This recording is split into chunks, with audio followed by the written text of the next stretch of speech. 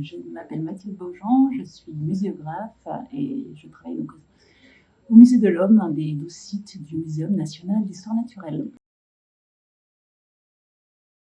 Alors, c'est une exposition qui s'appelle Migration, une odyssée humaine. Une exposition qui est présentée sur 600 mètres carrés, la grande exposition temporaire de la saison, qui va nous parler du phénomène migratoire, à la fois sur le temps long et à l'échelle de la planète. C'est une exposition qui est structurée en 3 parties et qui va aborder à la fois la question des représentations, le vocabulaire et les mots associés à la migration, à la mobilité humaine. C'est une exposition qui va nous donner aussi des clés de compréhension, qui propose de prendre du recul sur le phénomène de la migration en proposant un état des lieux, en interrogeant des données scientifiques afin de mieux comprendre où vont aujourd'hui, par exemple, les trajectoires, qui sont les personnes qui migrent, etc.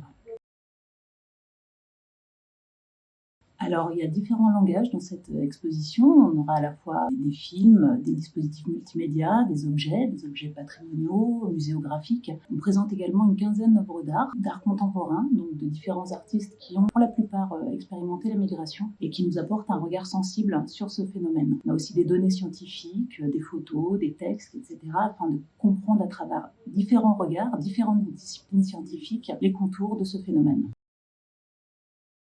La migration aujourd'hui fait beaucoup débat dans l'actualité politique, médiatique, et ce qu'on souhaite, c'est donner des clés de compréhension, faire un pas de côté et interroger différents aspects de ce phénomène. On a constitué un comité scientifique de démographes, de sociologues, de généticiens, d'archéologues, afin d'interroger à la fois les sciences sociales et humaines et les sciences naturelles. Et en croisant ces différents regards scientifiques, d'alimenter le débat, de faire se poser des questions afin d'interroger ce phénomène et d'en montrer différentes facettes.